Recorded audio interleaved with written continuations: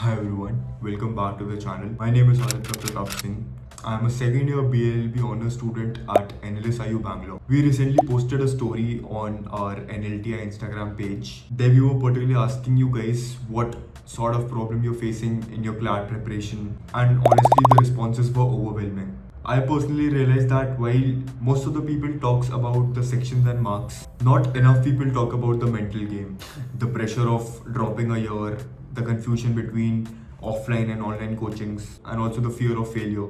So today I've picked up the most requested questions from that sticker. I'm going to give you my unfiltered, most honest answers to help you navigate this journey.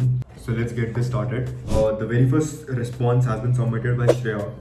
And the question says CLAT की preparation online अच्छी होती है offline. So look, there are ideally two options to consider. We know one is offline and the another one is online. So if you're a type of student where you need a teacher standing right in front of you to make you study, or if you want your competitors around you, basically then you can choose offline, because if the environment is pushing you, then offline is a good option for you. And if you're a type of student where you know that you can be self-disciplined, you have that self-dedication inside you, then you can also save your travel cost and your travel time. Then you can consider going for an online option, because it's going to give you more flexibility and it's going to be more affordable. My final decision would be that if you're able to sit for 6 hours without getting distracted on one single stress, then you can consider taking online. But if you're getting distracted by your phone every 5 minutes or every 10 minutes, then you should consider taking offline. And the next response has been submitted by Tanisha Oja. Can we prepare for NLSAT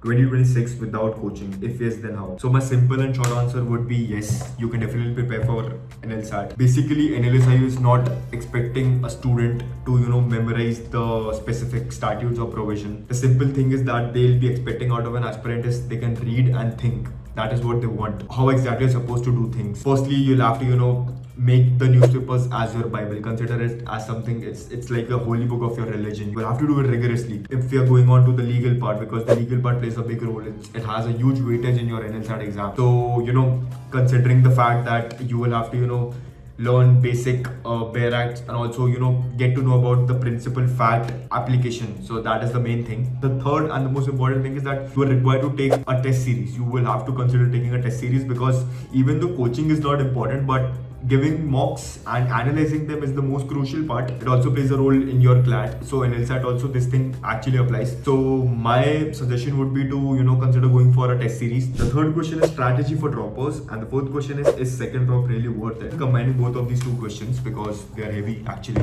For droppers, the most important and crucial part is analysis over content. You are not required to reread the thing again and again. The 70% of the part which plays in the droppers preparation journey is solving mocks and analyzing them. You're supposed to give yourself questions like where did I go wrong? What was my error? Was it a logical mistake? You are required to fix that error. You are not required to just reread the things, and also you are required to solve the mocks and analyze them rigorously. And if you're talking about the second drop, then this is actually a tough question. Consider taking a second drop where you actually missed getting into an NLU by a score of maybe 5 or 10. That should be the thing.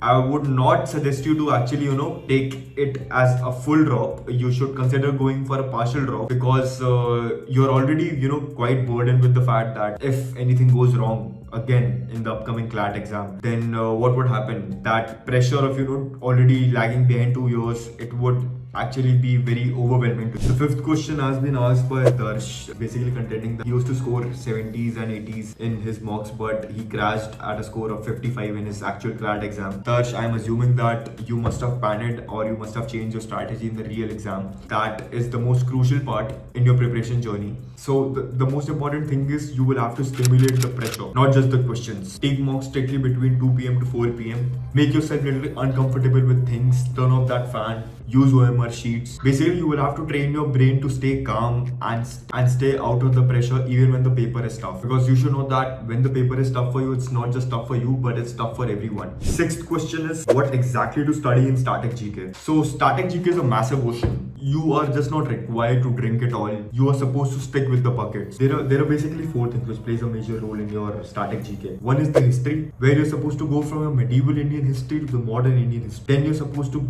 drop down into your civics part. Basically the constitution, your articles, your amendments, your statutes. This is a crucial part for your legal reasoning too. And the third part is geography. You're supposed to, memorize the basic things like rivers, mountain ranges, countries, the capitals and borders. And the fourth part is the miscellaneous part. United Nation bodies, headquarters, and also the important dates and events. What should be the resource for your static GK? Consider taking a thin book like Lucent. You are not required to go get down into a deep research for the same thing. CLAT is going to ask you surface level GK static questions based on the current events. So that should be the agenda for doing the static GK. Kanika is asking how to manage time in mocks if it's taking more than 3 hours. Kanika, let me just tell you one thing very straight. This is a very big red alert for you. If you're taking 3 hours, you are not just reading everything slowly, but you're also overreading everything. You are probably reading every word of the passage which is actually not required for you. Whenever you're reading things, there is a skill known as skimming and you're required to do that. For the next week, stop giving any full mocks. Just focus on giving the sectionals.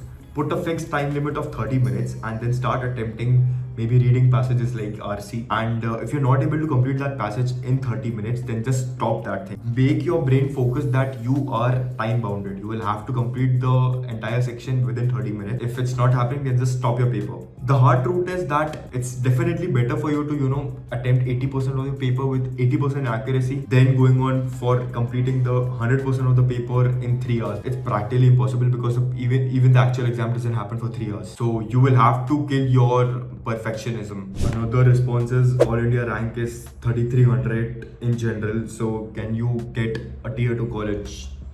Look, I am not giving you any false hopes and it's gonna be my honest reply to you. If you're aspiring to get into tier 1 or maybe good tier 2 law schools, then you will have to idealize your rank somewhere around 1500 to 2000. You might have a slim chance to get into the vacancies or spot a seat or counseling into a lower rank tier 2 or maybe tier 3 law schools like Jabalpur, Shimla, Sonipat, something like that. My personal advice for you would be not to just sit and wait for the vacancies. Secure a seat maybe in a good private college, maybe Nirma or Symbiosis, or maybe a tier 3 NLU if you're getting it. But for this rank, you will have to create a backup plan now. Devendra is particularly asking that it's getting really chaotic for the 11th graders, and Nev is asking what should be the perfect schedule to manage your school work with your CLAT preparation. So Devendra and Navya, take a deep breath and understand that you guys are trying to write 2 boards at once. There is no perfect schedule for the 11th graders. It's not like कि आपको 10 घंटे पढ़ना है हर दिन. As a 11th grader, the rule is simple. You will have to follow 2+5 rule.